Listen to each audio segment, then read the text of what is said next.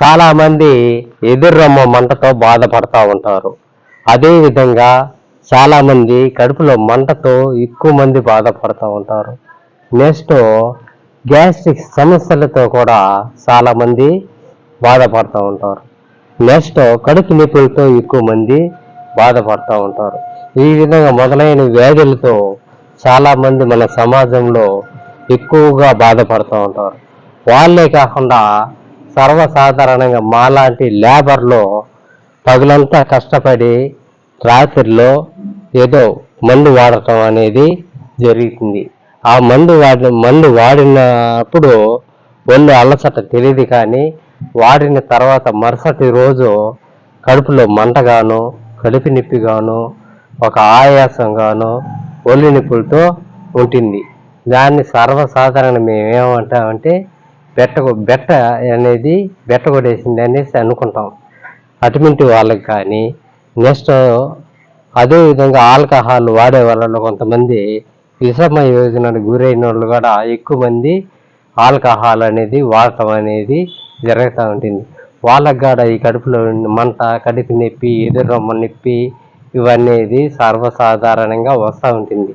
అలాంటి వాళ్ళు లేదా అటువంటి వాళ్ళకి కానీ, లేదా కొంతమంది విలాసం కోసం మందు వాడుతూ ఉంటారు. వాళ్ళకి కూడా ఈ కడుపులో మంట, గ్యాస్ట్రిక్ ట్రబుల్, ఇంకా గ్యాస్ ఏదైతే ఊపిరితిత్తు సమస్యలు మొదలైన సమస్యలతో ఎదురవుతూ ఉంటాయి ఎక్కువగా ఆల్కహాల్ వాడటం వలన. ఈ విధంగా వాడటం వలన ఇలాంటి వ్యాధులు రావటం వలన మనం చాలా ఇబ్బందికి గురి కావటం అనేది జరుగుతుంది. దానికి అన్నిటికీ ఒకటే కషాయం.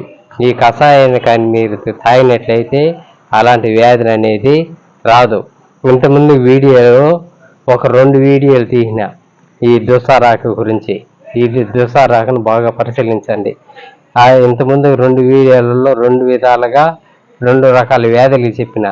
ఇది 3వ రకం, బాగా పరిశీలించండి. ఇది దుస్సారాకు. దీన్ని ఏం చేస్తానంటే నేను డైరెక్ట్ చేసి మీకు చూపిస్తా. ఆ విధంగా బెట్ట కొట్టినప్పుడు, కడుపు మంట ఎత్తినప్పుడు, కడుపు నొప్పి వచ్చినప్పుడు దీన్ని ఏం చేయాలంటే చేసి మరీ మీకు అందరికీ చూపెడతాను. సరే, ఈ విధంగా దుస్సారాకును తగు మాత్రం నీటిలో వేసి ఈ విధంగా బాగా పిసకాలి. ఈ విధంగా 15 నుంచి 20 నిమిషాల వరకు బాగా పిసకాలి. పిసికి తర్వాత ఏం చేస్తానో చూడండి. ఆ విధంగా పిసకడం వలన బాగా ఆ కషాయం అనేది ఆ నీటిలో దిగటం అనేది జరుగుతుంది. ఆసామాసగా మీరు 1 నిమిషం 2 నిమిషాలు పిసికేసి దాన్ని ఒక ముక్కలా చేసుకోవద్దండి. ఎట్ట కాదన్నా 15 నిమిషాలు నుంచి ఒక 20-25 నిమిషాల దాకా బాగా పిసకాలి, బాగా కలవాలి. అప్పుడుదా మనకుండే రోగాలు, వచ్చిండేటువంటి రోగాలు, రాబోయే రోగాలు కూడా నయం కావటం అనేది జరుగుతుంది. చూడండి.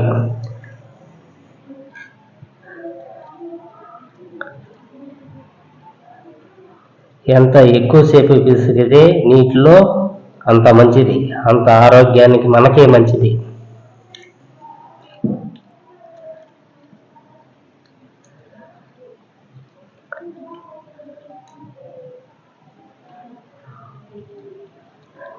బాగా కలవాలి, నీరు ఆ పసురు బాగా కలిసిపోవాలి. ఆసామాసగా పైన పిసికేదంతా ఉండకూడదు, బాగా నలిపి పిసకాలి ఈ దుస్సారాకుని మీరు మామూలుగా ఊహించదండి.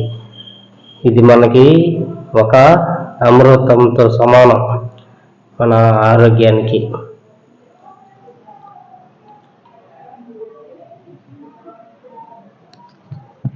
అంటే ఈ విధంగా గట్టిగా పిండేసి ఈ వేస్ట్ పిండేసిన ఆకును తీసి తనిగా పారేస్తున్నాను. పూర్తిగా చూడండి, ఇటువంటి వేస్ట్నంతా దూరంగా పారేస్తున్నాం. ఇది మనకు అవసరం లేదు. ఈ పసురు మాత్రమే మనకు అవసరం.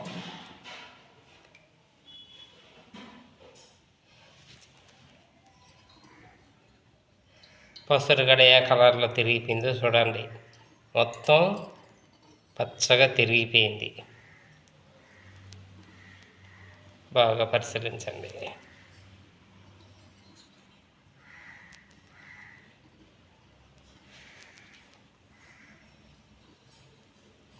వేస్ట్గా పారేసి దీనిని వడకట్టి తీసుకుంటున్నాం.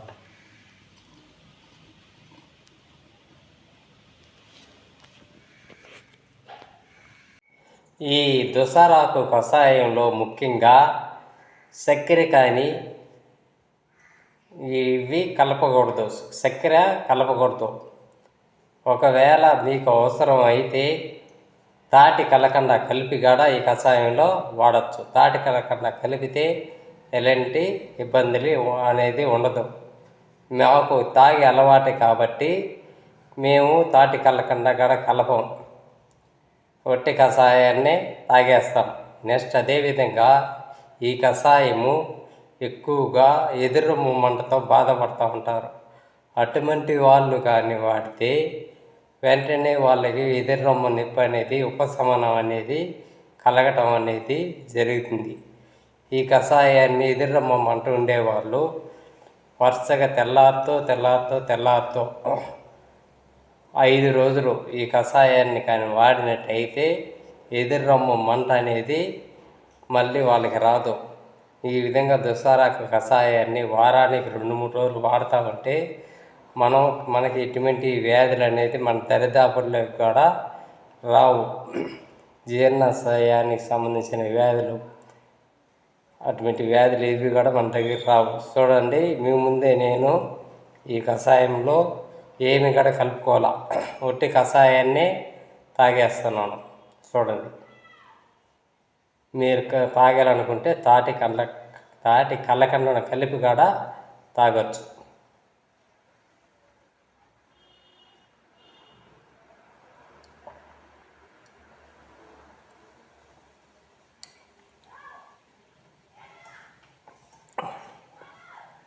మరొక ముఖ్యమైన విషయం ఏమంటే, ఇది తాగాల్సింది కాడ తెల్లారితేనే పొరగడపన్నే వాడాలి. ఇది వాడేసిన 1 గంట వరకు టిఫిన్ కానీ ఇది కానీ తినకూడదు. 1 గంట తర్వాత ఏదైనా తినచ్చు. తింటే అప్పుడు ఇది పనిచేస్తుంది, లేదంటే ఇది పని చేయదు. నెక్స్ట్ ఇంకొక విషయం కూడా, ఇది తాగిన రోజు నాన్ వెజిటేరియన్ అనేది ఇది కూడా తీసుకోకూడదు. అదేవిధంగా నెక్స్ట్ ముఖ్యమైన విషయం ఏమంటే, వేడి శాతాన్ని పూర్తిగా ఇది నయం చేయడం అనేది జరుగుతుంది. చాలామంది సమాజంలో బాధపడుతూ ఉంటారు, వేడి ఎక్కువైపోయి. అటువంటి వాళ్ళు ఈ కషాయాన్ని వాడితే కూడా వేడి అనేది వాళ్ళకి రాదు. వేడి శాతం వలన వచ్చే వ్యాధులు కూడా ఇది కూడా వాళ్ళకి దరిదాపుల్లోకి కూడా రాదు. ఈ విధంగా ఈ దుసారాకు కషాయాన్ని వారంలో 2-3 రోజులు వాడుతూ మనం అందరూ కూడా ఆరోగ్యకరంగా ఉంటాము. ఈ దుసారాకు కషాయం ఎవరు ఎక్కువగా తీసుకోవాలంటే, అలసట ఎక్కువగా ఉండేవాళ్ళు, అదేవిధంగా గెస అనేది కూడా ఎక్కువగా ఉండేవాళ్ళు, అదేవిధంగా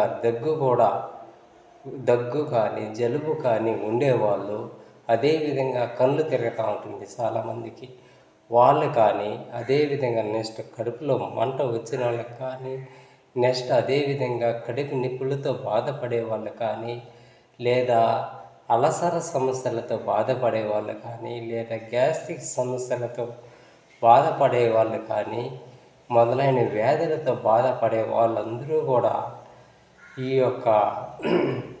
యొక్క దుసారాకు కషాయం అనేది తీసుకుంటే వాళ్ళకి ఈ వ్యాధుల నుంచి ఉపశమనం అనేది కలగటం అనేది జరుగుతుంది. ఈ దుసరాకు కషాయంలో ఇంత శక్తి ఉంది. ఇటువంటి కషాయాన్ని మనం వాడి మనమందరూ ఆరోగ్యకరంగా జీవిద్దాం. సరే, మరొక ఎపిసోడ్లో మనందరం ఒకటవుదాం. నమస్కారం.